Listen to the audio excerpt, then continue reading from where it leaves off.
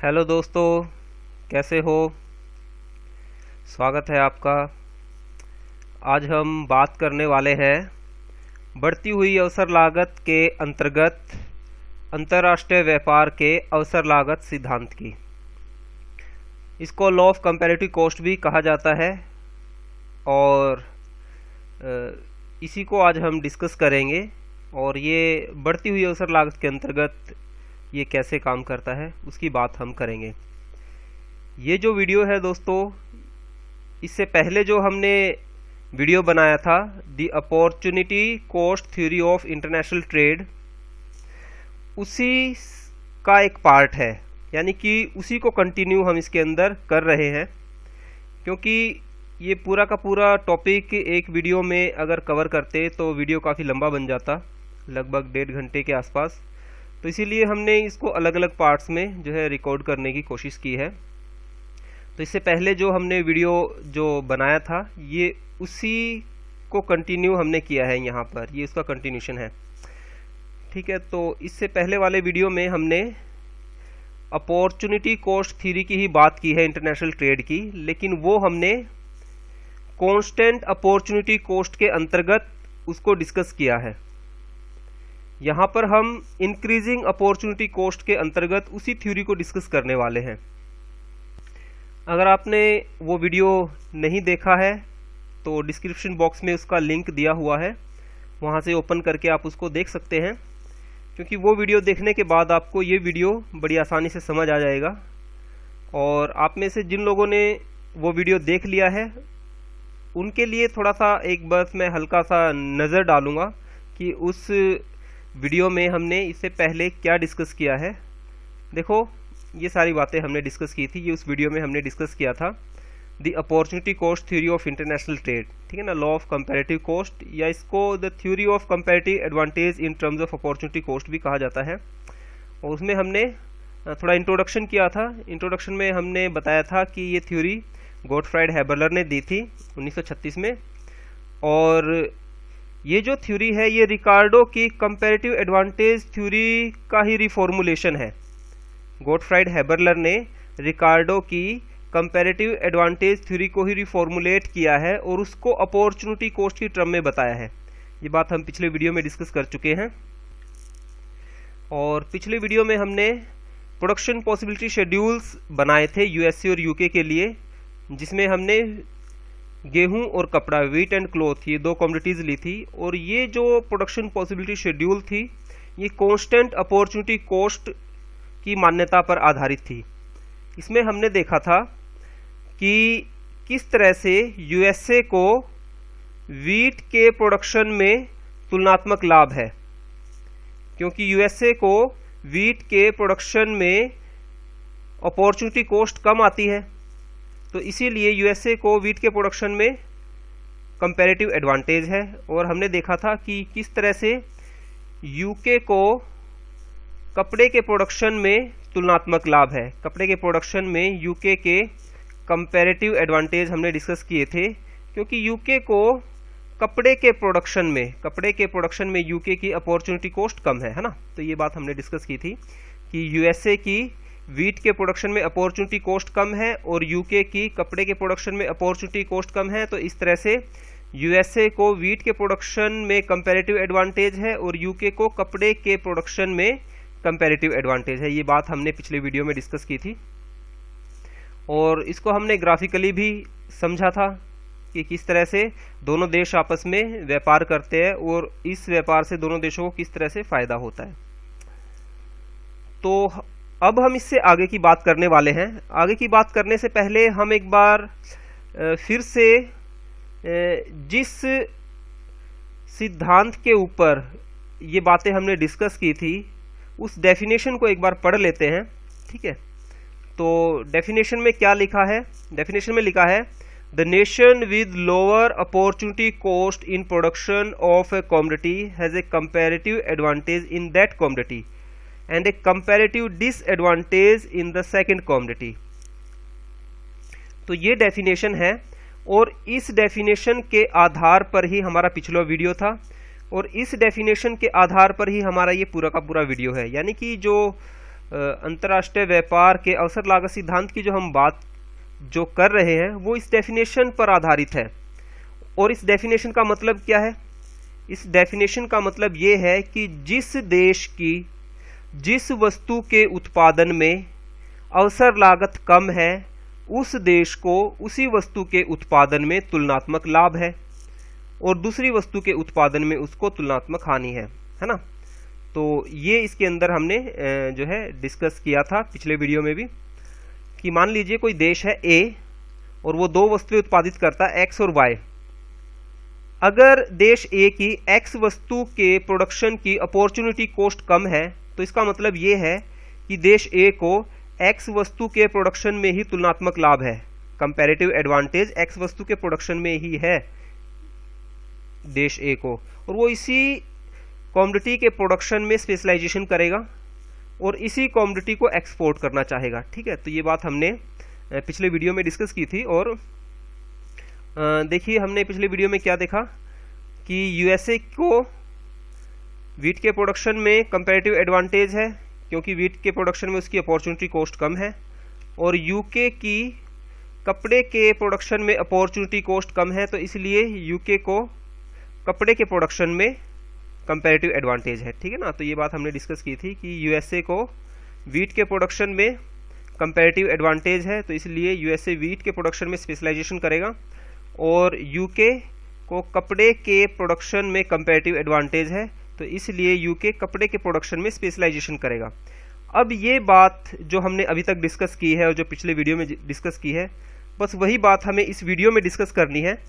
फर्क थोड़ा सा ये होगा कि पिछले वीडियो में हमने कांस्टेंट अपॉर्चुनिटी कॉस्ट की मान्यता ली थी और इस वीडियो में हम उसको इंक्रीजिंग अपॉर्चुनिटी कॉस्ट के अंतर्गत डिस्कस करेंगे। तो चलिए शुरू करते हैं। और दोस्तों पिछले वीडियो में हमने प्रोडक्शन पॉसिबिलिटी शेड्यूल्स बनाए थे यूएसए और यूके के लिए। इस वीडियो में हम प्रोडक्शन पॉसिबिलिटी शेड्यूल्स नहीं बनाएंगे, हम प्रोडक्शन पॉसिबिलिटी कर्व के जरिए ही उसको समझने की कोशिश करेंगे। तो चलिए दोनों देशों के प्रोडक्शन पॉसिबिलिटी कर्व्स बनाते हैं जो कि इंक्रीजिंग अपॉर्चुनिटी कॉस्ट पर आधारित है। तो पहले यूएसए का बनाते हैं। ये हॉरिजॉन्टल एक्सिस है, यहाँ पर हमने वीट लिया है, और ये वर्टिकल एक्सिस है, यहाँ पर हमने कपड़ा लिया है।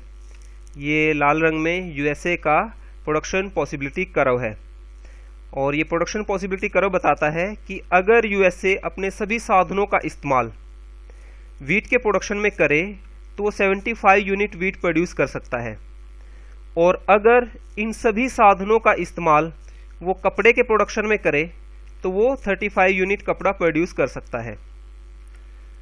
दोस्तों ये जो प्रोडक्शन पॉसिबिलिटी कर्व की जो शेप है आप देख रहे हैं, ये कनकेव फ्रॉम ओरिजिन है ना, ओरिजिन से कनकेव है, बाहर की तरफ निकली हुई है।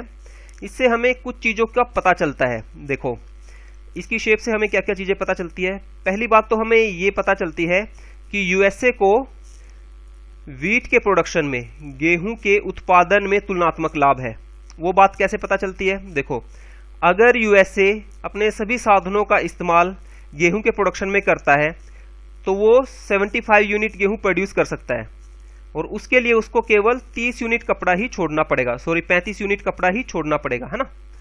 तो आप देखेंगे कि इसकी जो शेप है और ये हॉरिजॉन्टल एक्सिस पर थोड़ा सा ज़्यादा लंबा बनता है यहाँ से लेके यहाँ तक। इसका मतलब यही है कि यूएसए को गेहूं के उत्पादन में तुलनात्मक लाभ है, कंपैरेटिव एडवांटेज है ना, क्योंकि गेहूं के उत्पादन में उसकी अपॉर्चुनिटी कॉस्ट कम है।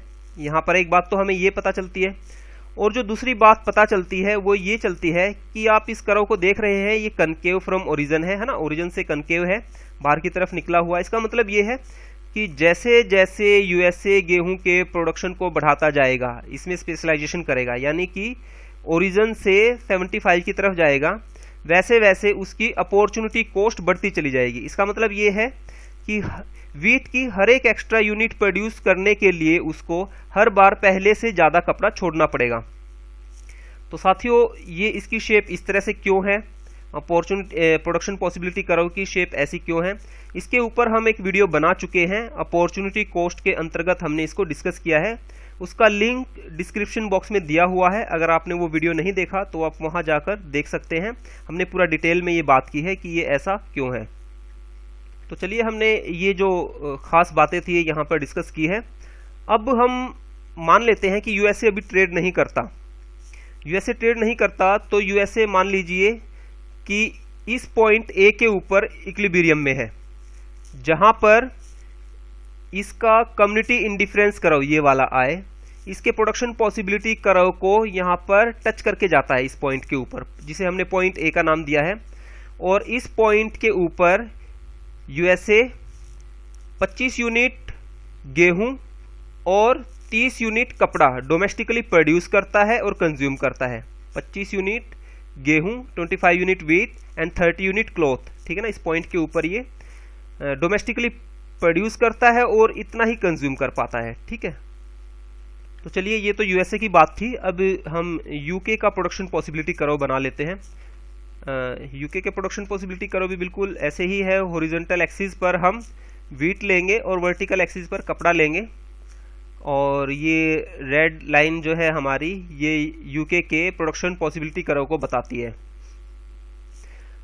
इस कर्व की शेप से भी हमें यही दो बातें पता चलती है। क्या पता चलती है कि मान लीजिए यूके अपने सारे के सारे साधनों का इस्तेमाल, सभी के सभी साधनों का इस्तेमाल व्हीट के प्रोडक्शन में करे तो वो 43 यूनिट व्हीट प्रोड्यूस कर सकता है। और अगर वो अपने सभी के सभी साधनों का इस्तेमाल कपड़े के प्रोडक्शन में करे तो वो 70 यूनिट कपड़ा प्रोड्यूस कर सकता है। इन दोनों के बीच में भी वो डिफरेंट कॉम्बिनेशंस प्रोड्यूस कर सकता है, ठीक है ना। इनके बीच में भी वो इस लाइन के ऊपर बहुत सारे कॉम्बिनेशन प्रोड्यूस कर सकता है। ऐसे ही यूएसए भी इस अपने ये प्रोडक्शन पॉसिबिलिटी कर्व है, इसके ऊपर बहुत सारे कॉम्बिनेशन प्रोड्यूस कर सकता है, ठीक है। तो ये हमने प्रोडक्शन पॉसिबिलिटी कर्व की डेफिनेशन में ये बातें हम डिस्कस कर चुके हैं, आप देख सकते हैं। तो कहने का मतलब ये है कि इस कर्व से हमें वही दो बातें पता चलती है। पहली बात तो ये कि यूके को कपड़े के प्रोडक्शन में कंपैरेटिव एडवांटेज है।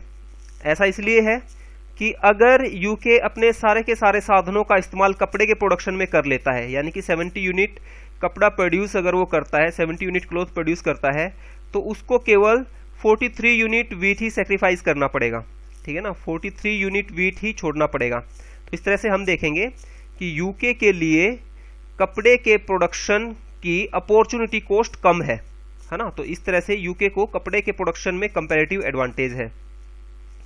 और दूसरी बात ये कि जैसे जैसे यूके कपड़े का प्रोडक्शन बढ़ाएगा, यानी कि ओरिजिन से 70 की तरफ जाएगा, वैसे वैसे उसकी अपॉर्चुनिटी कॉस्ट भी बढ़ती हुई चली जाएगी। इसका मतलब ये है कि हर एक एक्स्ट्रा यूनिट कपड़ा प्रोड्यूस करने के लिए यूके को पहले से ज्यादा व्हीट सेक्रीफाइस करना पड़ेगा हर बार, ठीक है। तो इसी कारण से इस प्रोडक्शन पॉसिबिलिटी कर्व की जो शेप है वो कनकेव फ्रॉम ओरिजिन है ना, बाहर की तरफ निकली हुई है, बल्स है, और ये नेगेटिव स्लोपिंग भी है, ठीक है, ये भी है। इसका कारण यही है कि जब एक कमोडिटी का प्रोडक्शन बढ़ाया जाता है तो दूसरी का कम करना होता है, ठीक है। ये सारी बातें हम अपॉर्चुनिटी कॉस्ट थ्योरी के अंतर्गत डिस्कस कर चुके हैं पहले हमने जो वीडियो बनाया है। तो मान लीजिए यूके भी कोई ट्रेड नहीं करता, तो जब यूके ट्रेड नहीं करता तो वो मान लीजिए इस पॉइंट डी के ऊपर इक्विलिब्रियम में है, जहां पर उसका कम्युनिटी इंडिफरेंस कर्व उसके प्रोडक्शन पॉसिबिलिटी कर्व को टेंजेंट करके जाता है। इस पॉइंट के ऊपर यूके 40 यूनिट व्हीट और 20 यूनिट क्लॉथ जो है डोमेस्टिकली प्रोड्यूस करता है और कंज्यूम करता है। डोमेस्टिकली प्रोड्यूस एंड कंज्यूम, ठीक है ना, दोनों चीजें जो है वो करता है। अभी तक दोनों के बीच में कोई ट्रेड नहीं हुआ है। तो हम यहां पर इतनी बात तो डिस्कस कर चुके हैं कि यूएसए को व्हीट के प्रोडक्शन में कंपैरेटिव एडवांटेज है, तो इसलिए यूएसए व्हीट के प्रोडक्शन में स्पेशलाइजेशन करेगा, और यूके को कपड़े के प्रोडक्शन में कंपैरेटिव एडवांटेज है, तो इसलिए यूके कपड़े के प्रोडक्शन में स्पेशलाइजेशन करेगा, ठीक है। अब जब दोनों देश इन प्रोडक्शन अपने अपने कमोडिटीज में स्पेशलाइजेशन करते हैं, यानी कि जिन जिन कमोडिटीज में उनको उनकी अपॉर्चुनिटी कॉस्ट कम है और उनको कंपैरेटिव एडवांटेज है, तो दोनों देश उन्हीं कमोडिटीज के प्रोडक्शन में स्पेशलाइजेशन करना पसंद करेंगे। अगर दोनों देश आपस में ट्रेड करते हैं, मान लीजिए इन दोनों देशों के बीच में, यूएसए और यूके के बीच में सहमति बन जाती है कि चलो भाई जो है ना हम ट्रेड करते हैं, तो ट्रेड जब दोनों देश करेंगे तो मान लीजिए यूएसए वीट के प्रोडक्शन में स्पेशलाइजेशन करता है, तो यूएसए मान लो 65 यूनिट वीट डोमेस्टिकली प्रोड्यूस करता है और साथ ही वो 10 यूनिट क्लॉथ भी प्रोड्यूस करता है पॉइंट बी के ऊपर, 10 यूनिट क्लॉथ और 65 यूनिट वीट प्रोड्यूस करता है। और ये जो स्पेशलाइजेशन है ये इम्परफेक्ट स्पेशलाइजेशन है। इम्परफेक्ट स्पेशलाइजेशन इसको इसलिए कहा जा रहा है क्योंकि यूएसए अपने सभी के सभी साधनों का इस्तेमाल केवल वीट प्रोडक्शन में नहीं करता, वो थोड़ा सा कपड़ा भी प्रोड्यूस करता है 10 यूनिट, है ना, 65 यूनिट वीट प्रोड्यूस करता है और 10 यूनिट क्लॉथ प्रोड्यूस करता है। तो इसलिए ये वाला जो बी पॉइंट है ये स्पेशलाइजेशन का पॉइंट है यूएसए के लिए, वीट स्पेशलाइजेशन का, लेकिन ये इम्परफेक्ट स्पेशलाइजेशन है।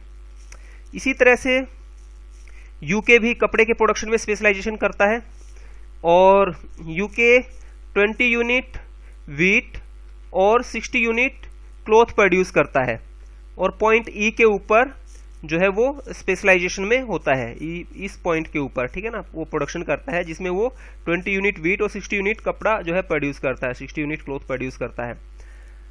अब मान लीजिए दोनों देशों के बीच में व्यापार होगा, तो दोनों देशों के बीच में टर्म्स ऑफ ट्रेड कैसे डिसाइड होगी? दोनों देशों के बीच में टर्म्स ऑफ ट्रेड इस नीली लाइन से, ये जो स्ट्रेट लाइन है नेगेटिव स्लोपिंग, इससे डिसाइड होगी। इस वाली नीली लाइन का और इस वाली नीली लाइन का स्लोप जो है सेम है, क्योंकि ये टर्म्स ऑफ ट्रेड को बताती है दोनों देशों के बीच में। और ये एक तरह की ना मतलब प्राइस लाइन भी है इन कॉमोडिटीज के लिए। और ऐसा इसलिए है कि जो यूएसए में जो वीट प्रोड्यूस किया जाता है ये वाला, और यूके में जो वीट प्रोड्यूस किया जाता है ये वाला, ये वीट होमोजीनियस है, यानी कि ये वीट और ये वीट होमोजीनियस है, इनकी वैरायटी में फर्क नहीं है, बिल्कुल सेम डिट्टो एक जैसा गेहूं दोनों जगह प्रोड्यूस किया जाता है। और ये वाला कपड़ा और ये वाला कपड़ा, यानी कि यूके में जो कपड़ा प्रोड्यूस किया जाता है और यूएसए में जो कपड़ा प्रोड्यूस किया जाता है ये भी बिल्कुल सेम है डिट्टो, ठीक है ना, होमोजीनियस है, कोई फर्क नहीं है इनमें। तो इस तरह से जब ट्रेड ओपन होगा दोनों देशों के बीच में व्यापार होगा, तो हर वस्तु की एक ही कीमत निर्धारित होगी, यानी कि वीट की भी कोई कीमत डिसाइड हो जाएगी और क्लॉथ की भी कोई प्राइस डिसाइड हो जाएगी, ठीक है। तो उस प्राइस के अकॉर्डिंग ये स्लोप डिसाइड होगा, है ना, कि कितना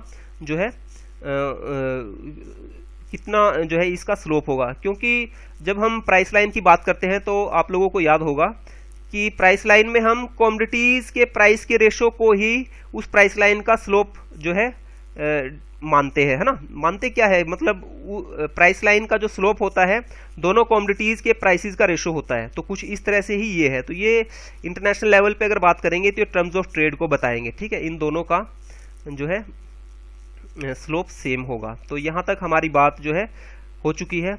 अब मान लीजिए इन टर्म्स ऑफ ट्रेड के ऊपर, ये जो टर्म्स ऑफ ट्रेड दोनों देशों के बीच में डिसाइड हुई है, यूएसए मान लो कि 35 यूनिट वीट कंज्यूम करता है और 40 यूनिट कपड़ा कंज्यूम करता है, और वो एक ऊंचे कम्युनिटी इंडिफरेंस कर्व पर आ जाता है पॉइंट सी के ऊपर, ठीक है ना। पॉइंट सी के ऊपर यूएसए आ जाता है जहां पर वो 40 यूनिट क्लॉथ और 35 यूनिट वीट कंज्यूम करता है पॉइंट सी के ऊपर, और ऊंचे वाले कम्युनिटी इंडिफरेंस कर्व पर आ जाता है। इसी तरह से यूके भी ट्रेड के बाद 50 यूनिट वीट और 30 यूनिट क्लॉथ कंज्यूम करता है और पॉइंट एफ के ऊपर एक ऊंचे कम्युनिटी इंडिफरेंस कर्व पर आ जाता है, ठीक है ना। ऊंचा community indifference curve higher level of satisfaction को बताता है। कम्युनिटी इंडिफरेंस कर्व के ऊपर हम एक वीडियो बना चुके हैं, अगर आप लोगों ने वो नहीं देखा तो आप डिस्क्रिप्शन बॉक्स में उसका लिंक दिया हुआ है, वहां से उसको ओपन करके देख सकते हैं। इसके ऊपर हमने डिटेल में बात की है। तो दोनों के दोनों देश हायर लेवल ऑफ सेटिस्फेक्शन पे हैं। अब ये कैसे पॉसिबल हुआ है, देखिए यहां पर आप एक बात नोट कीजिए कि यूके स्पेशलाइजेशन के बाद डोमेस्टिकली केवल 20 यूनिट वीट प्रोड्यूस करता है, जबकि स्पेशलाइजेशन के बाद वो 50 यूनिट वीट कंज्यूम करता है। तो कहने का मतलब ये है कि डोमेस्टिक प्रोडक्शन से 30 यूनिट ज्यादा वीट कंज्यूम करता है यूके। तो ये 30 यूनिट वीट कहां से आया है यूके के पास, है ना। इसी तरह अगर यूएसए की बात करें तो आप देखेंगे कि यूके स्पेशलाइजेशन के बाद 65 यूनिट वीट और 10 यूनिट क्लॉथ प्रोड्यूस करता है। वो 10 यूनिट क्लॉथ प्रोड्यूस करता है, लेकिन जब ट्रेड होता है तो वो 40 यूनिट क्लॉथ कंज्यूम करता है ना। यानी कि क्लॉथ के डोमेस्टिक प्रोडक्शन से 30 यूनिट ज्यादा क्लॉथ कंज्यूम करता है। तो तो 30 यूनिट ये जो क्लॉथ है एक्स्ट्रा, ये यूएसए के पास कहाँ से आया, ठीक है ना। तो ये ट्रेड से पॉसिबल हुआ है। कैसे, देखिए हम दोनों देशों के ट्रेड ट्रायंगल के ऊपर बात करते हैं। पहले हम यूएसए का ट्रेड ट्रायंगल बना लेते हैं, ए बी सी, और ये हमने यूके का ट्रेड ट्रायंगल बना लिया, डी ई एफ, ठीक है ना। तो ये ट्रेड ट्रायंगल हमें बताते हैं कि यूएसए ने 65 यूनिट वीट डोमेस्टिकली प्रोड्यूस किया, जिसमें से उसने 35 यूनिट वीट कंज्यूम कर लिया। तो 35 यूनिट वीट कंज्यूम करने के बाद यूएसए के पास डोमेस्टिक कंजम्पशन से एक्स्ट्रा वीट जो है बच गया। वो कितना है, वो है 30 यूनिट वीट, ठीक है ना, ये वाला। अब यूएसए क्या करेगा, इस 30 यूनिट वीट का यूके को एक्सपोर्ट कर देगा, ऐसे करके। तो इस तरह से जो ये 30 यूनिट वीट यूके अपने डोमेस्टिक प्रोडक्शन से ज़्यादा कंज्यूम करता है, ये इंपोर्ट के ज़रिए यूके के पास आया है, ठीक है। और अगर हम यूके की बात करें कपड़े के प्रोडक्शन की, तो यूके क्या करता है कि 60 यूनिट कपड़ा प्रोड्यूस करता है स्पेशलाइजेशन के बाद, जिसमें से वो 30 यूनिट कपड़ा कंज्यूम कर लेता है डोमेस्टिकली। तो उसके पास डोमेस्टिक कंजम्पशन से 30 यूनिट एक्स्ट्रा कपड़ा बच जाता है, ये वाला, ठीक है। तो यूके क्या करता है, इस 30 यूनिट कपड़े को एक्सपोर्ट कर देता है, किसको, यूएसए को, इस तरह से। तो ये एक्सपोर्ट हो गया। तो इस तरह से हम देखेंगे कि यूएसए इस तरह से 40 यूनिट कपड़े का जो है कंजम्पशन करता है, क्योंकि उसने ये 30 यूनिट जो कपड़ा है ये इंपोर्ट करके मंगाया है यूके से। तो इस तरह से यूएसए ने 30 यूनिट वीट का एक्सपोर्ट किया और 30 यूनिट कपड़े का इंपोर्ट किया, और इसके बाद दोनों देश हायर लेवल ऑफ सेटिस्फैक्शन पे है, क्योंकि वो हायर कम्युनिटी इंडिफरेंस कर्व पर पहुंच गए हैं। यूएसए पॉइंट सी पर है और यूके पॉइंट एफ के ऊपर है। तो आप देखेंगे कि ट्रेड से पहले यूएसए केवल 25 यूनिट वीट कंज्यूम करता था, और ट्रेड के बाद वो 35 यूनिट वीट कंज्यूम करता है, यानी कि उसे ट्रेड के बाद 10 यूनिट वीट का गेन हुआ है ना। और ट्रेड से पहले यूएसए 30 यूनिट क्लॉथ कंज्यूम करता था, और ट्रेड के बाद 40 यूनिट क्लॉथ कंज्यूम करता है। तो इसका मतलब यूएसए को 10 यूनिट क्लॉथ का गेन हुआ है ना, फायदा हुआ है 10 यूनिट क्लॉथ का।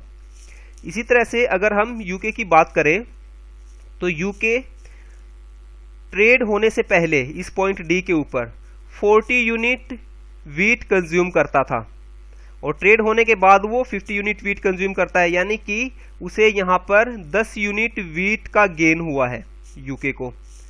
और ट्रेड से पहले UK 20 unit cloth domestically produce करता था और कंज्यूम करता था, लेकिन ट्रेड के बाद वो 30 यूनिट क्लॉथ कंज्यूम करता है, यानी कि 10 यूनिट क्लॉथ ज़्यादा कंज्यूम करता है अब। तो इस तरह से हम कहेंगे कि यूके को 10 यूनिट क्लॉथ का गेन हुआ है। तो दोनों को कितना कितना गेन हुआ, देखो यूएसए को 10 यूनिट वीट और 10 यूनिट क्लॉथ का गेन हुआ है, इसी तरह यूके को 10 यूनिट वीट और 10 यूनिट क्लॉथ का गेन हुआ है।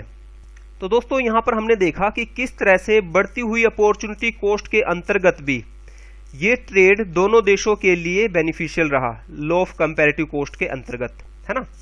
तो वैसे तो हम यहाँ पर सारी बातें डिस्कस कर चुके हैं, लेकिन फिर भी हम इसको एक टेबल में दोबारा से देख लेते हैं। देखो टेबल में हम देखते हैं कि दोनों के बीच में गेन्स कैसे शेयर होता है। ये देखो ट्रेड से पहले वीट का टोटल प्रोडक्शन कितना होता है, 65 यूनिट, क्योंकि 25 यूनिट तो यूएसए प्रोड्यूस करता है और 40 यूनिट यूके प्रोड्यूस करता है। और ट्रेड से पहले विदाउट ट्रेड, जब ट्रेड नहीं होता, तो क्लॉथ का टोटल प्रोडक्शन 50 यूनिट होता है, जिसमें से 30 यूनिट तो यूएसए प्रोड्यूस करता है और 20 यूनिट यूके प्रोड्यूस करता है ना। जब दोनों देशों के बीच में ट्रेड होता है तो क्या होता है, दोनों देश उन कॉमोडिटीज में स्पेशलाइजेशन करते हैं जिन कॉमोडिटीज में उनको कंपैरेटिव एडवांटेज है। तो यूएसए को वीट के प्रोडक्शन में कंपैरेटिव एडवांटेज है, तो यूएसए 65 यूनिट वीट प्रोड्यूस करता है और यूके केवल 20 यूनिट वीट प्रोड्यूस करता है। तो इस तरह से वीट का टोटल प्रोडक्शन 85 यूनिट हुआ, है ना। और यूएसए 10 यूनिट क्लॉथ प्रोड्यूस करता है और यूके 60 यूनिट क्लॉथ प्रोड्यूस करता है, क्योंकि यूके क्लॉथ के प्रोडक्शन में स्पेशलाइजेशन करता है। तो इस तरह से दोनों देशों का मिलाकर जो क्लॉथ प्रोडक्शन है वो 70 यूनिट हो जाता है। तो आप देखेंगे कि ट्रेड के बाद वीट का प्रोडक्शन भी बढ़ा है और क्लोथ का प्रोडक्शन भी बढ़ा है ना। दोनों का प्रोडक्शन ये देखो हमने यहाँ पर दिखा दिया। पहले 65 यूनिट वीट होता था और अब 85 यूनिट वीट होता है, यानी कि 10 यूनिट वीट ज़्यादा प्रोड्यूस होता है। और इसी तरह से पहले 50 यूनिट क्लोथ प्रोड्यूस करते थे दोनों देश मिलकर, अब दोनों देश मिलकर 70 यूनिट क्लोथ प्रोड्यूस करते हैं, यानी कि 20 यूनिट ज़्यादा क्लोथ प्रोड्यूस करते हैं। तो इस तरह से हम देखेंगे कि ट्रेड से टोटल गेन्स कितना हुआ, 20 यूनिट वीट और 20 यूनिट क्लोथ। ये 20 यूनिट वीट और 20 यूनिट क्लोथ का जो गेन है यही दोनों देशों के बीच में बट जाना है। ये देखो इस मैट्रिक्स में आप देखिए कि वीट का टोटल गेन है 20 यूनिट, जिसमें से 10 यूनिट यूएसए को चला जाता है और 10 यूनिट यूके को चला जाता है। क्लोथ का टोटल गेन है 20 यूनिट क्लोथ, जिसमें से 10 यूनिट क्लोथ यूएसए के पास चला जाता है और 10 यूनिट क्लोथ यूके के पास चला जाता है। तो इस तरह से हमने देखा कि बढ़ती हुई अवसर लागत के अंतर्गत, इंक्रीजिंग अपॉर्चुनिटी कॉस्ट के अंतर्गत, ठीक है, जो है दोनों देशों को किस तरह से अवसर लागत सिद्धांत के अंतर्गत अंतर्राष्ट्रीय व्यापार से फायदा होता है, लाभ होता है। तो ये थ्योरी थी दोस्तों। मैं उम्मीद करता हूँ कि ये आपको ज़रूर समझ आ गई होगी, आपके लिए ये हेल्पफुल होगी, आपके लिए ये यूज़फुल होगी। और आपको ये वीडियो कैसा लगा ये आप मुझे कमेंट बॉक्स में ज़रूर बताएं। और अगर कोई बीच में कोई पॉइंट आपको इल्यूजनरी लगा हो, कोई पॉइंट डाउटफुल लगा हो, तो आप मुझे कमेंट बॉक्स में बता सकते हैं, मैं उसका जवाब देने की पूरी कोशिश करूँगा। तो अगले वीडियो में हम डिक्रीजिंग अपॉर्चुनिटी कॉस्ट के अंतर्गत इंटरनेशनल ट्रेड के ऊपर बात करेंगे। तो तब तक के लिए thank you so much, have a nice time, bye, thank you, bye.